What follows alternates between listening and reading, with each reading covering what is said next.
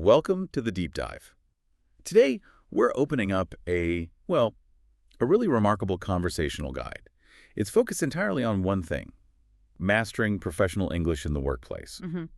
And this isn't about, just avoiding simple grammar mistakes.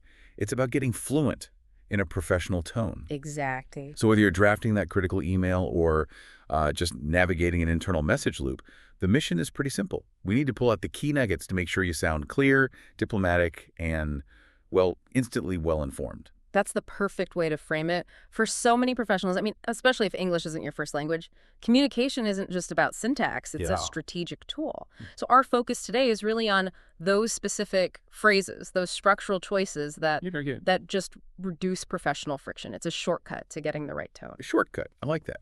Mhm. The source material we're digging into, it's basically a masterclass in shifting your style from just being direct, which, can sometimes sound a little abrupt. Or even sharp, unintentionally. Exactly. To being fully professional and courteous. Mm. Think of it as a blueprint for injecting some intentional warmth and respect into your work communications. Right. Okay, let's unpack this. We're starting right where every professional interaction begins. The greeting. The greeting and the opening line. It sounds so basic, doesn't it? Eh, But that choice of greeting, it really sets the entire trajectory for the relationship.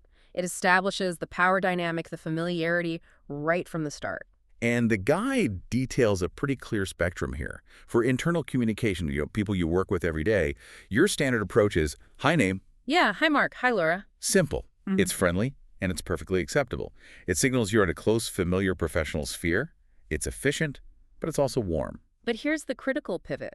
The moment you cross that threshold into external communication, a new vendor, a client, Someone you don't know well. right, or a senior leader you've never talked to before, the formality just has to ratchet up instantly. That's where you swap the friendly hi for a more traditional dear. And you'd use a title. Dear Mrs. Lopez. Dear Mr. Chen, exactly. And this isn't just some, archaic tradition. It's a critical signal of professional respect. That makes perfect sense for people you know. But what about that situation we all get into where you're emailing a generic inbox, like a support line, and you just don't have a name? It always feels awkward, doesn't it? It really does. And the sources acknowledge that. While the classical phrases sound very formal, they are still the accepted standards when you don't have a name. You have to reach for dear sir or madam. To whom it may concern. Or that one, yes. Yeah. Especially if it's more administrative. But doesn't using dear sir or madam just make it sound like you're writing a letter in, 1950? Is there a more modern, common, and frankly, gender-neutral way to do this? That's an excellent point, and the research does show a slight shift. While those extremely formal phrases are technically correct, a more contemporary approach, especially for a team or department, is just to address the department itself. So like, dear marketing team. You could do that, or you could even start with a clear subject line and then just skip the direct address entirely. Something like, subject, inquiry regarding Q3 report. And then you start the email with, I hope this message finds the relevant team well. That feels much more diplomatic. So, okay, we've got the greetings settled. The guide then stresses you shouldn't just crash right into the request. Mm-hmm. You need that buffer of warmth. Absolutely. That opening line, that short pleasantry, it's almost non-negotiable in professional English etiquette. So things like, I hope you're doing well. Or, I hope your day is going smoothly. They aren't just filler, they're relationship builders. They transition the reader from the greeting to the main point, and they prove you see them as a person, not just a machine to process your request. And that really sets a tone of mutual courtesy, which always pays off later. Always. So here's where it gets really nuanced. And I think where the sources offer their most powerful advice, it's that challenge of making a request without sounding too direct. Or accidentally aggressive. Right. For a lot of people, translating a clear demand from their native language can come out sounding like a command in English. That unintentional sharpness is probably the biggest pitfall in cross-cultural communication. A direct sentence implies a lack of choice. It can come across as hierarchical or impatient, and that can damage rapport instantly. So what's the immediate fix? I mean, beyond just saying please, what's the structure the research points to? It's all about using what the research calls polite helpers.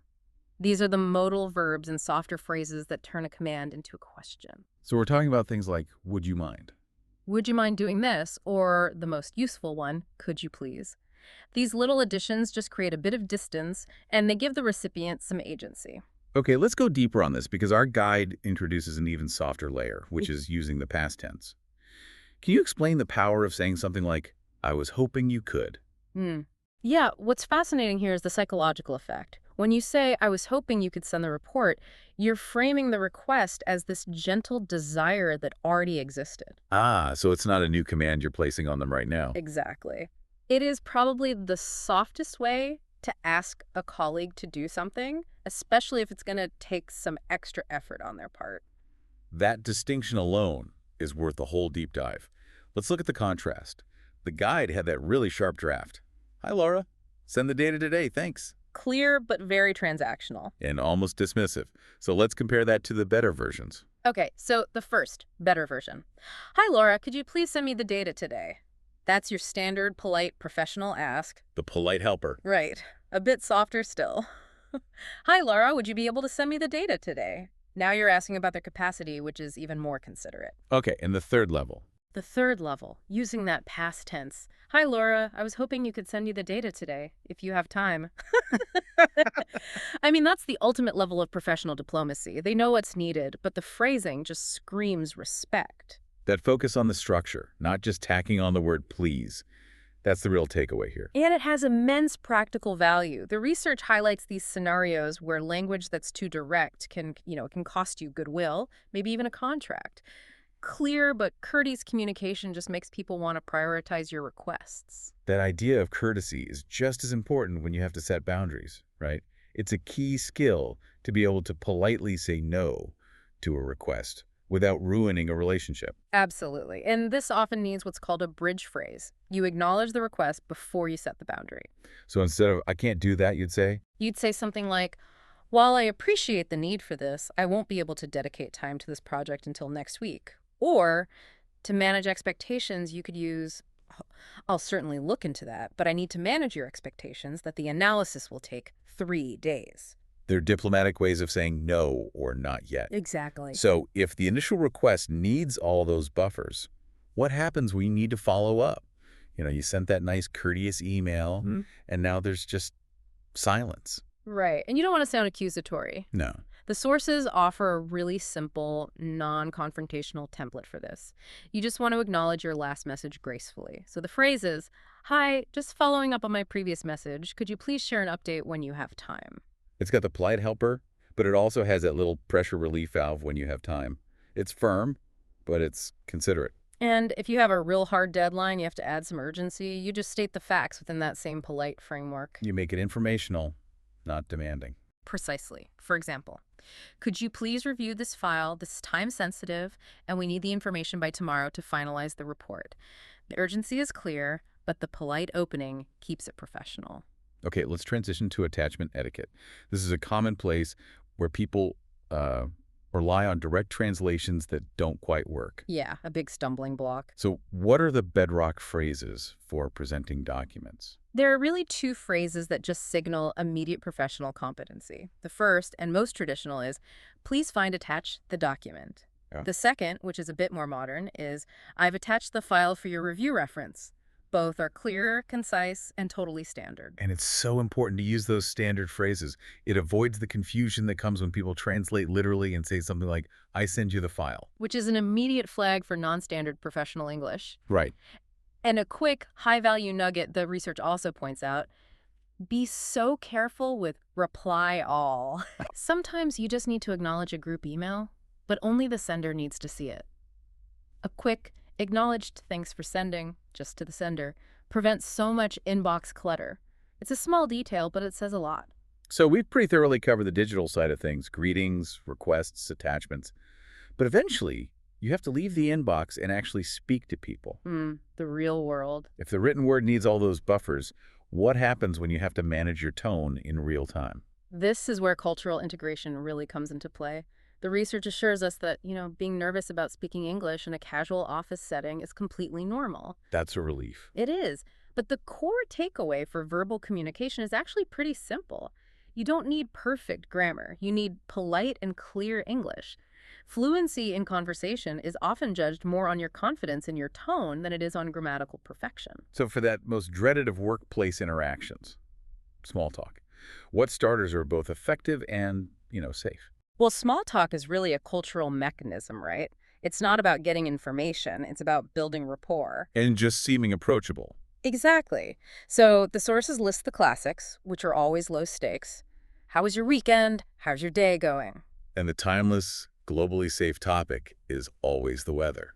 Always the weather. A simple comment like, it's cold today, is a universal bridge. It requires zero emotional commitment from anyone. Huh, true. But it functions as that bridge. It invites a brief, low-pressure response. Right. But the hardest part of small talk isn't starting it. It's keeping it going and then ending it gracefully. We all need the graceful exit strategy. Absolutely. So to keep it going, you just mirror the question back. You ask, how about you? That simple phrase shows you're engaged. Okay, but then for the ending, how do you get out without seeming rude? You need a transition phrase that signals closure. You introduce an external commitment, something like, it's been great catching up, but I need to jump on that call now. Or, I should get back to this report, but let's talk later. Exactly. You're attributing the end of the conversation to a task, not a desire to escape, which maintains that professional courtesy. That is invaluable. Mm. It really is all about these specific, repeatable social formulas. It is. So what does this all mean? When we boil it all down, what's the single biggest lesson from this guide on professional English? I think the primary learning is that professional competency in English is really a system. It's built on specific, applied courtesy, not some abstract language exercise. So you're internalizing a toolkit. You are. A toolkit of polite helpers, warm opening statements, the correct language for follow-ups and attachments.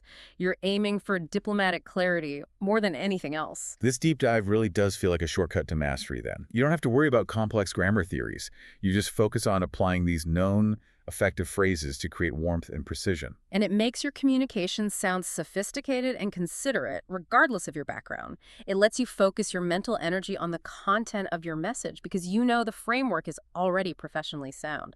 Thank you for walking us through all these nuanced points. It's been genuinely insightful. My pleasure. We've covered basically every phrase you could need, from a formal "Dear Ms. Lopez" to how to exit a conversation by the water cooler. But the sources, they conclude right at the point of finalizing an email with the signature line. And if the goal of all this is not just clarity but establishing trust and a professional identity, it raises an important question for you to consider. Beyond the words, what essential information, tone, or branding must a professional signature line communicate about you before you even type your first word? Think about the implied weight and credibility of that closing visual.